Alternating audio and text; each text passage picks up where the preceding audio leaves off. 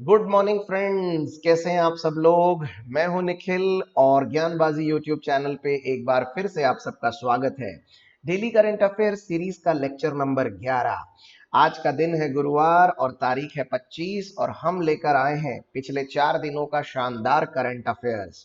दोस्तों, पिछले 4 दिनों से लेक्चर शेड्यूल नहीं हो पाया, कोई वीडियो रिलीज नहीं हो पाया। सबसे पहले तो इसके लिए बहुत बहुत क्षमा चाहेंगे।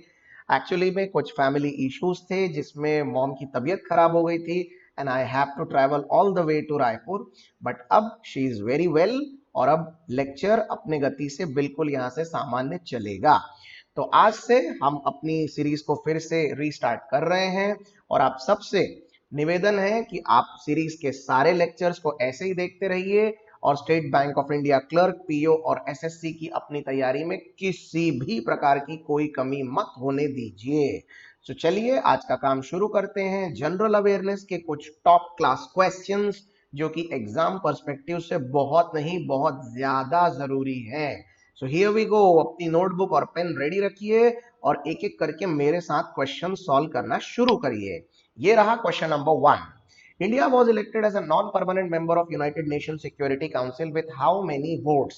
पिछले बुधवार को यूनाइटेड नेशन सिक्योरिटी काउंसिल की नॉन परमानेंट यानी अस्थायी सदस्यता के लिए भारत ने इलेक्शन में पार्टिसिपेट किया और उसमें भारत को आउट ऑफ 192 कितने वोट्स हासिल हुए, ये है सवाल। सही जवाब है 184। एक बार चेक कर ले answer. Yes, the right answer is 184। आप जानते ही होंगे दोस्तों, यूनाइटेड नेशन सिक्योरिटी काउंसिल में दो प्रकार की मेंबरशिप मिलती है। एक मिलती है परमानेंट और दूसरी मिलती है non permanent. Right. Permanent membership होती है 5 मेंबर्स के लिए, नॉन परमानेंट मेंबरशिप होती है 10 मेंबर्स के लिए। ये परमानेंट है तो ये 5 तो कभी बदलेंगे ही नहीं, लेकिन ये जो नॉन परमानेंट 10 कंट्रीज की होती है ये केवल 2 साल के लिए होती है, उसके बाद चेंज हो जाती है कंट्रीज। अब इसी 10 नॉन परमानेंट मेंबर में से इस बार भारत को भी चुना गया है। भारत की ये मेंबरशिप जनवरी 2021 से लेकर दिसंबर 2022 तक चलने वाली है। इसमें पूरी तमाम जानकारियां मैंने यूएनएससी वाले मेरे अपने लेक्चर में कवर की है। मैं चाहूंगा कि आप लोग मेरे उस लेक्चर पे एक बार विजिट करें, एक बार जरूर उस वीडियो को देखें और यूएनएससी से रिलेटेड हर एक इंफॉर्मेशन वहां पर क्लियर कर लें। राइट। हाँ, आगे बढ़ने से पहले इसमें एक और चीज मैं बता देता हूं। इंडिया के अलावा 4 देश और हैं जिनका नॉन परमानेंट मेंबरशिप के लिए 2 साल के लिए सिलेक्शन हुआ है।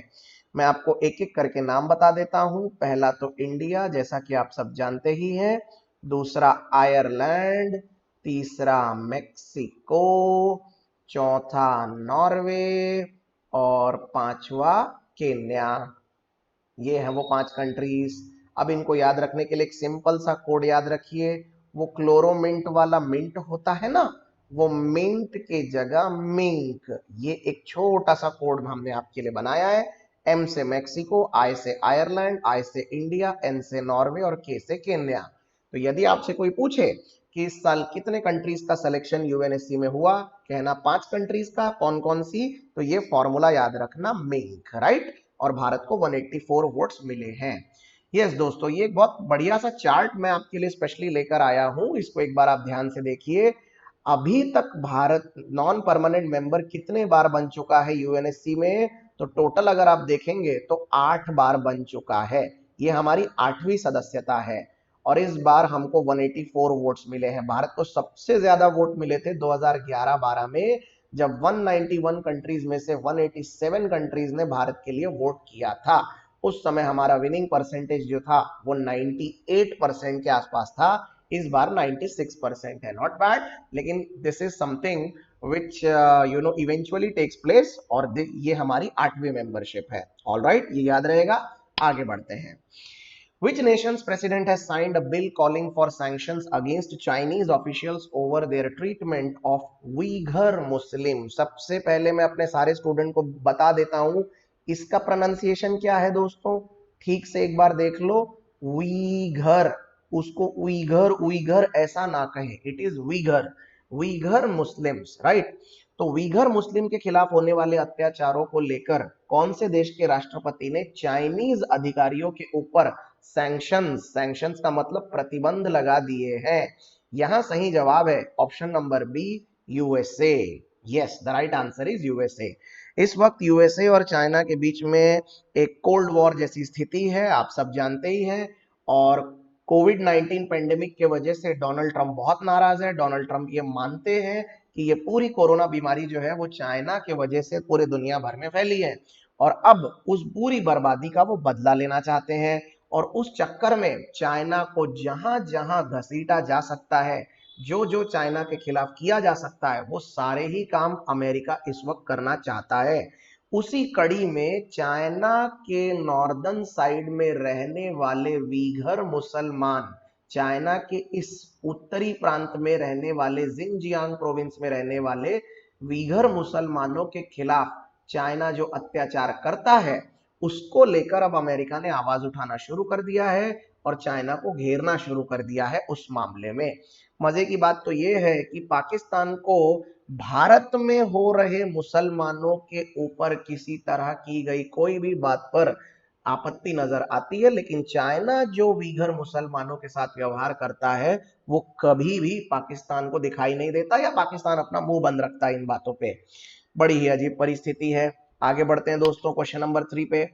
Vulcan Bozkir has been elected unopposed as the president of the 75th UN general assembly. He belongs to which nation?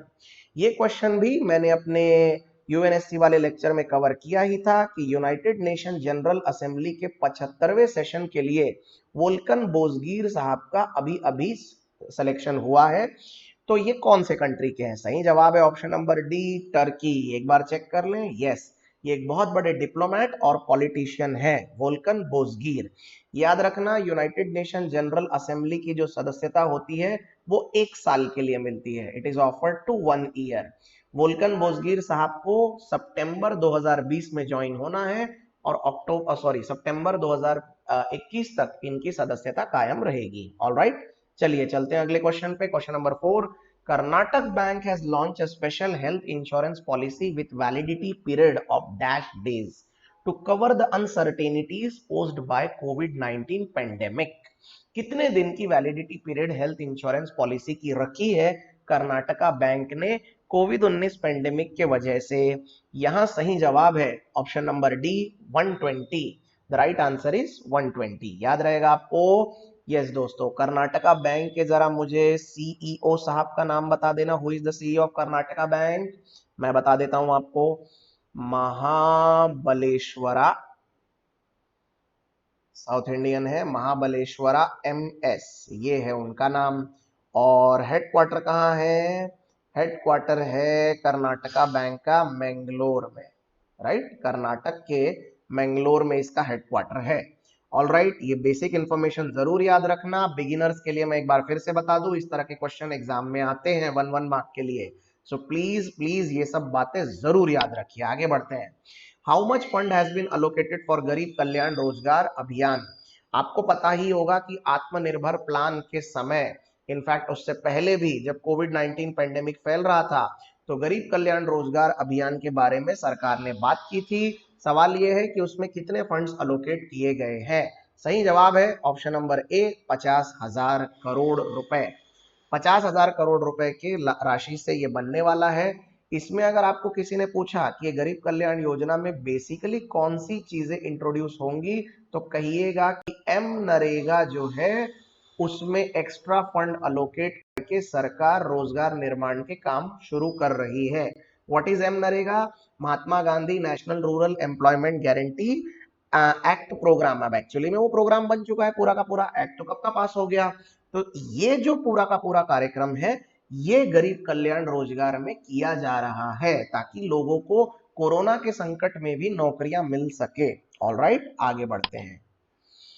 PM Narendra Modi launch the auction of how many coal mines. अभी अभी आपको पता होगा, 3 दिन पहले की खबर है, नरेंद्र मोदी जी ने बोला था कि जितने भी भारत के जो कोल माइंस हैं जिनका आवंटन इससे पहले मनमोहन सिंह की सरकार में किया गया था, लेकिन उस समय घोटालेबाजी की वजह से सुप्रीम कोर्ट का स्टे ऑर्डर लग गया था, वही कोल माइंस का अब फिर से ऑक्शन किया जाने वाला है प्राइवेट पार्टीज के लिए। तो कितने कोल माइंस का ये होने वाला है? सही जवाब है ऑप्शन नंबर बी 41।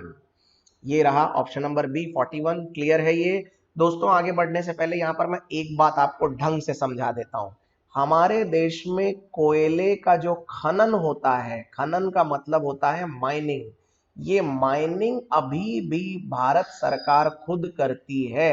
और भारत की सबसे बड़ी कोल माइन कंपनी है CIL, कोल इंडिया लिमिटेड। आपको ये जानकर ताज्जुब होगा, कोल इंडिया लिमिटेड भारत नहीं दुनिया की सबसे बड़ी कोल प्रोड्यूसिंग कंपनी है। और इस कोल इंडिया लिमिटेड के अब माइनिंग कैपेसिटी को बढ़ाने के लिए, ताकि ज्यादा से ज्यादा कोयला उत्पादन हो सके, अब प्राइवेट पार्टीज को भी इसमें इन्वॉल्व किया गया है। तो कुछ ऐसे कोयले की खदानें हैं जिन खदानों का अब ऑक्शन यानी नीलामी कर रही है सरकार। तो शुरुआत की गई है 41 माइन से। ऑल राइट, पूरी बात समझ में आ गई आपको? ऑल राइट, चलिए आगे बढ़ते हैं। Question number 7, name the Indian states that celebrates Raja Parba festival. It is a 3 days unique festival in which onset of monsoon of the earth's womanhood is celebrated। ये फेस्टिवल राजा पर्व फेस्टिवल ये कौन से प्रदेश में मनाया जाता है?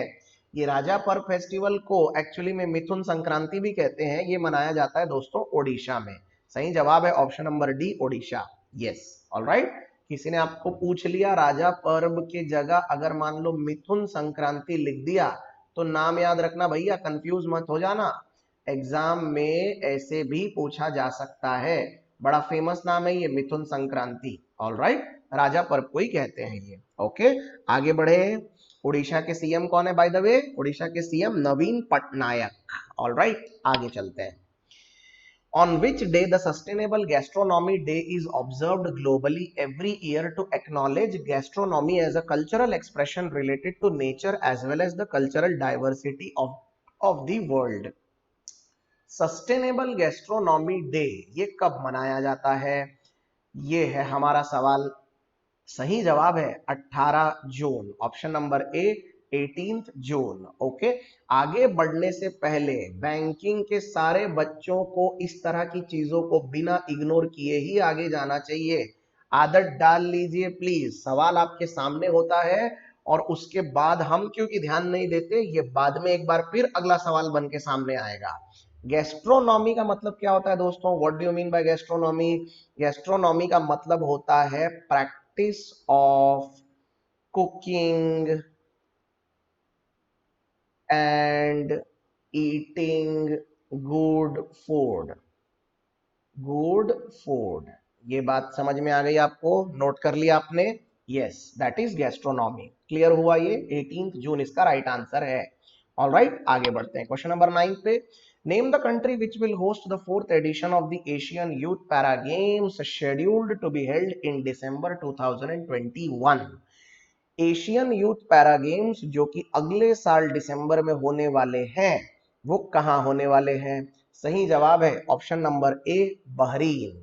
इसको बहरेन नहीं दोस्तों, इसको बहरीन बोलना है।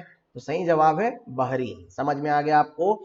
दोस्तों यहां पर एक चीज मैं और क्लियर कर दूं, एक एशियन यूथ गेम्स होने वाले हैं, वो होने वाले हैं अगले साल, वो दूसरी जगह पर होने वाले हैं चाइना में। ये एशियन यूथ पैरा गेम्स है दोस्तों। पैरा गेम्स का मतलब दिव्यांगों के लिए जो खेले जाते हैं वो वाले खेल है ये कौन कंडक्ट कराता है? एपीसी द्वारा कंडक्ट कराए जाते हैं। एपीसी क्या होता है? इसका मतलब होता है Asian Paralympics committee. Asian Paralympics committee उसके द्वारा आयोजित ये खेल है और इस खेल को आयोजित किया जाएगा बहरीन में। ऑलराइट, आगे बढ़ने से पहले मुझे जरा ये चारों कंट्रीज के कैपिटल बता देंगे क्या? बहरीन की कैपिटल क्या है? मनामा। कैपिटल, करेंसी, ये सब याद करते रहना है, एग्जाम में ये 1 मार्क के क्वेश्चन में आएगा। कतर की कैपिटल दोहा। कुवैत, कुवैत की कैपिटल क्या है? Kuwait city. कुवैत की capital is Kuwait city. And Oman, Oman की कैपिटल है मस्कट। ओमान की कैपिटल है मस्कट। ऑलराइट, याद रहेगा ये बहरीन। Very important question. आगे बढ़ते हैं। Name the automobile manufacturer which has partnered with Karur Vysya Bank to offer consumer simpler and flexible financing scheme to own a new car. Karur Vysya bank जो अपने customer को easy financing वाली एक scheme offer कर रहा है, राइट? तो कौन से ऑटोमोबाइल मैन्युफैक्चरर के साथ पार्टनरशिप में ये किया जा रहा है? सवाल बड़ा सिंपल है। राइट ऑप्शन है option number D, Maruti Suzuki limited. एक बार चेक कर ले, yes it's Maruti Suzuki limited. आगे बढ़ने से पहले बैंकिंग के बच्चों को बैंक के नाम, उनके हेडक्वार्टर और उनके सीएमडीज के नाम पता होने चाहिए। जैसा कि आप सबको पता है, सीईओ सीएमडी जो भी होगा बैंक में, उनके नाम पता होने चाहिए। तो करूर वैश्य बैंक का हेडक्वार्टर कहाँ है? नाम में ही हेडक्वार्टर है भैया, करूर में है इसका headquarter. Where is Karur? Karur is one of the district in Tamil Nadu. और दूसरा सीईओ, सीईओ का नाम है P R Seshadri, P R Seshadri, ये सीईओ साहब हैं करूर वैश्य बैंक के। याद रहेगा आपको, सब कुछ नोटबुक में लिखते चलिए, ये सब एग्जाम में आने वाला है, किसी चीज को इग्नोर मत करना। क्वेश्चन एक में सॉल्व करा रहा हूं, बातें उसके ऊपर मैं 4 एक्स्ट्रा बता रहा हूं, सो दैट आपको कंप्लीट जानकारी मिले और कोई भी क्वेश्चन में कोई कंफ्यूजन ना हो। इसी तरीके से करंट अफेयर्स की तैयारी करेंगे तो आपको जल्दी जल्दी सब कुछ समझ में आने लगेगा और कवर भी ज्यादा से ज्यादा चीजें होंगी। अगले सवाल पे चलते हैं। Name the 2 Indian firms which featured in the world economic forum WEF 2020 cohort of technology pioneers. क्या लगता है क्या है right answer? The right answer here is option number A, Zest Money and Stellapps. ये हैं वो 2 company जो कि वर्ल्ड इकोनॉमिक फोरम में टेक्नोलॉजी पायनियर्स के नाम से जानी गई। Zest Money and Stellapps, याद रखिएगा। आगे बढ़ते हैं। The Asian Development Bank has projected Indian economy to contract by dash percent dash in fiscal year 2021। सही जवाब है यहाँ पर ऑप्शन नंबर डी, 4%। एक बार चेक कर ले, यस। अब यहाँ पर कॉन्ट्रैक्ट का मतलब होता है सिकुड़ जाना, सिकुड़ जाना, सिकुड़ जाने का मतलब होता है छोटा हो जाना। तो ये कह रहा है कि भारतीय अर्थव्यवस्था जो है वो कितने प्रतिशत से कम हो जाएगी? तो वो 4% से कम हो जाएगी। किसका बोलना है भैया ऐसा? एशियन डेवलपमेंट बैंक का ये बोलना है। तो एशियन डेवलपमेंट बैंक कहां पर है? एशियन डेवलपमेंट बैंक का हेडक्वार्टर बता दीजिए मुझे। ये है फिलीपींस में, जैसा कि आप सब जानते ही हैं, इससे पहले के सेशन में मैंने कवर कराया है। और एशियन डेवलपमेंट बैंक के प्रेसिडेंट कौन है? ये अभी अभी जनवरी में ही चेंज हुए हैं, आपको पता ही होगा। इनका नाम है मासात्सुगु आसाकावा, मासात्सुगु आसाकावा, राइट? ये नाम जरूर याद रखना। ये एशियन डेवलपमेंट बैंक के नए प्रेसिडेंट हैं, ऑल राइट। और इनका कहना है कि भारतीय अर्थव्यवस्था 4% से नीचे फिसलने वाली है। आगे बढ़े। Fitch Rating has retained India's sovereign rating at the lowest investment grade of dash। Fitch नाम की एक रेटिंग एजेंसी है, उन्होंने भारत की इन्वेस्टमेंट की ग्रेड को अभी अभी नीचे गिरा दिया है। इंडिया सोवरेन रेटिंग, तो वो कौन से लोएस्ट लेवल तक गई है? तो वो गई है BBB-। Right answer is BBB-। ये अपने आप में गंभीर चिंता का प्रश्न है दोस्तों कि ये इतनी ज्यादा नीचे गिरती जा रही है, तो ये कब ऊपर जाएगी? क्यों गिर रही है? सबको पता है, कोविड-19 की मार किसी एक पे नहीं, पूरे दुनिया पे पड़ी है। लेकिन अगर यही हाल रहा तो हमें इस अर्थव्यवस्था को ठीक करने में, बाहर आने में बहुत लंबा वक्त लग जाएगा, क्योंकि भारत की पॉपुलेशन इतनी ज्यादा है कि हम इस तरह की किसी भी चीजों में, मतलब टाइम वेस्ट करना या फिर इस तरह की किसी भी चीजों में बहुत लंबे समय तक उलझे रहना बिल्कुल अफोर्ड नहीं कर सकते। कंट्री बहुत पीछे चले जाएगी ऐसे में, तो गंभीर चिंता का कारण तो है, राइट? याद रखिएगा। आगे बढ़ते हैं। Name the insurance firm which has partnered with the UK-based tech firm Tropogo Limited to launch India's first pay-as-you-fly insurance for drone owners in India। कितना मजेदार सवाल है। ये कह रहा है कि भाई ऐसे जितने भी लोग हैं जो ड्रोन चलाते हैं, जो कंपनियां, उनके लिए एक नई इंश्योरेंस पॉलिसी लाई गई है जिसका नाम है पे एज यू फ्लाई। तो ये जो पॉलिसी है, ये यूके बेस्ड टेक्निकल फर्म ट्रोपोगो के साथ किस इंश्योरेंस कंपनी ने लाई है? यहां सही जवाब है option number D, HDFC Ergo. एक बार चेक कर लें। Yes, the right answer is HDFC Ergo. आपको पता है ना, अमेजॉन एक ऐसी कंपनी है जो ड्रोन से अपने सारी ही चीजों के लिए कस्टमर द्वारा ऑर्डर की गई ई कॉमर्स की चीजों की डिलीवरी अब वो ड्रोन से करने लग गई है। राइट, तो इस तरह की चीजों में टेक्नोलॉजी के साथ साथ अब इंश्योरेंस कंपनियां गारंटी लेने के लिए सामने आ रही है। बहुत अच्छी बात है, इससे ड्रोन को और ज्यादा बढ़ावा मिलेगा। जितने भी नए स्टूडेंट हैं जिनको ड्रोन वर्ड का मतलब नहीं पता, एक लाइन में समझ लीजिए, इसका मतलब होता है अनमैन्ड हेलीकॉप्टर या प्लेन, एक ऐसा प्लेन जिसमें कोई पायलट नहीं होता। ऑलराइट, आगे बढ़े। Composite Regional Center CRC for Skill Development, Rehabilitation and Employment of Persons with Disabilities has been inaugurated in CRC Skill Development के लिए जो किया गया है disabled persons के लिए, वो इनॉग्रेशन कहाँ हुआ था? सवाल बड़ा सिंपल है, सही जवाब है यहाँ पर option number D, Ranchi Jharkhand. एक बार चेक कर लें। Yes, the right answer is Ranchi Jharkhand. जाते जाते मुझे जरा एक बार बता देना, चीफ मिनिस्टर कौन है झारखंड के? हेमंत सोरेन। हेमंत सोरेन ये है चीफ मिनिस्टर।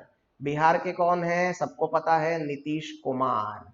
राजस्थान के कौन है? अशोक गहलोत।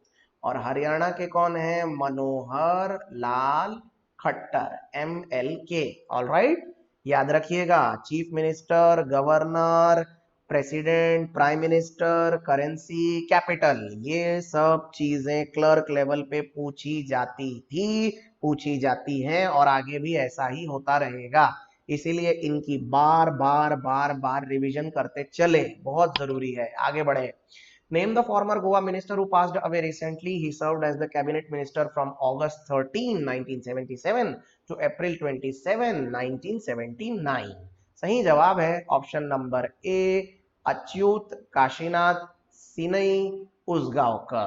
काफी लंबा नाम है और उतनी ही बड़ी शख्सियत थी ये। आप जानते हैं, महाराष्ट्रवादी गोमंतक पार्टी, मैं लिख देता हूं आपको बाद में कंफ्यूजन ना हो, महाराष्ट्रवादी गोमंतक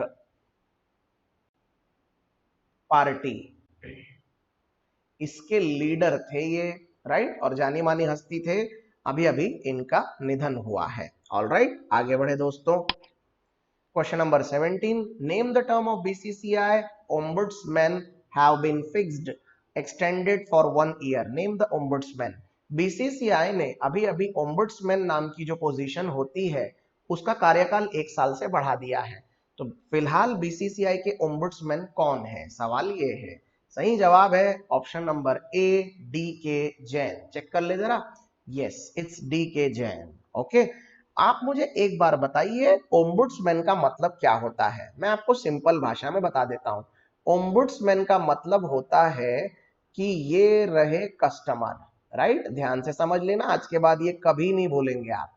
और ये है सामने कोई ऑफिस या फिर कोई बैंक या फिर कोई भी एक डिपार्टमेंट या विभाग, दोनों के बीच में कस्टमर्स की कोई कंप्लेंट रहेगी और इन लोगों की यानी इंस्टीट्यूट वालों की, ऑर्गेनाइजेशन की अपनी कुछ सफाइयां होंगी। तो कस्टमर की कंप्लेंट और इनके बीच में होता है ये ओम्बुड्समैन, जो लोगों की तकलीफों को सुनता है और उसके ऊपर निवारण देता है। तो मध्यस्थी करने वाले व्यक्ति को या उनकी पोजीशन को हम ओम्बुड्समैन कहते हैं। याद रहेगा, चाहे बैंक हो चाहे कोई भी दफ्तर हो, ओम्बुड्समैन शब्द का मतलब यही होता है।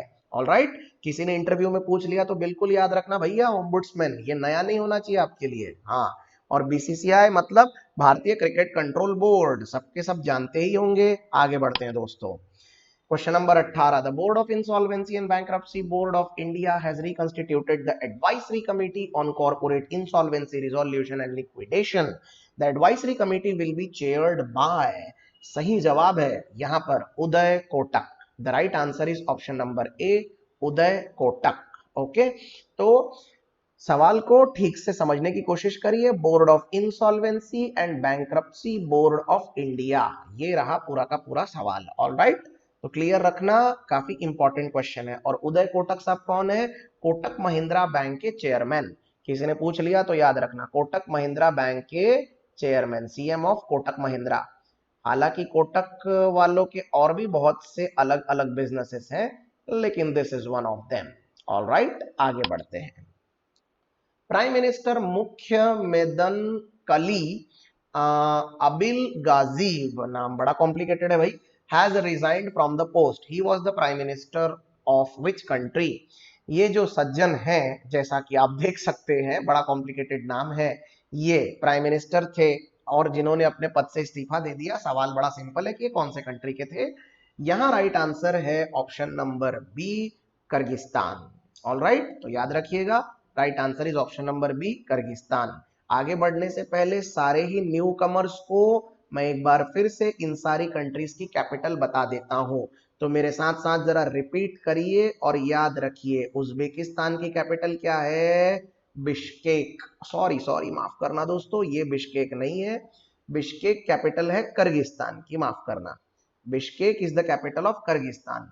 उज्बेकिस्तान की कैपिटल है ताशकंद। ताशकंद, ताशकंद ही वो जगह है जहां पर लाल बहादुर शास्त्री जी की मौत हुई थी। देन तुर्कमेनिस्तान, तुर्कमेनिस्तान की कैपिटल क्या है? अशगाबत। अशगाबत, अशगाबत। और देन कजाकिस्तान, कजाकिस्तान की कैपिटल क्या है? It is Noor Sultan, Noor Sultan. Alright, ये चारों के चारों कैपिटल याद रखना, एग्जाम में अक्सर पूछे जाते हैं। आगे बढ़े। इनफैक्ट ये जो उज्बेकिस्तान की कैपिटल है ना, बिश्केक, ये पिछले साल एग्जाम में आ चुकी है। आगे बढ़ते हैं। Name the job portal that has been launched recently by the West Bengal government for IT professionals who have returned to the state amid the COVID-19 pandemic. सही जवाब है ऑप्शन नंबर डी, कर्म भूमि। द राइट आंसर इज कर्म भूमि। एक बार check कर ले, yes that's कर्म भूमि। Very important question, इसको भी प्लीज याद रखिएगा। आगे बढ़ते हैं। Mahavir Chakra awardee Lieutenant General retired passed away due to COVID-19. He received the coveted award in 1972. आपको पता है जब 1971 में भारत और पाकिस्तान के बीच में युद्ध हुआ था, तो एक बहुत बड़े लेफ्टिनेंट जनरल साहब को महावीर चक्र पुरस्कार दिया गया था और उनकी अभी अभी कोविड 19 से 88 इयर्स की उम्र में मृत्यु हुई है। सवाल बड़ा सिंपल है कि उनका नाम क्या है? सही जवाब है option number C, Rajmohan Vohra. एक बार देख ले, यस राजमोहन वोहरा। इनको बहुत सारे मेडल्स मिले हैं दोस्तों, भारत की आर्मी में, और हमारे देश के लिए बहुत बड़े गौरव थे ये और हमेशा रहेंगे। इन्होंने 1965 और 1971 के पाकिस्तान के साथ हुए दोनों ही युद्धों में बहुत कमाल की भूमिका निभाई थी। आगे बढ़ते हैं। The Swedish mapping technology startup Mapillary AB has been acquired by which company?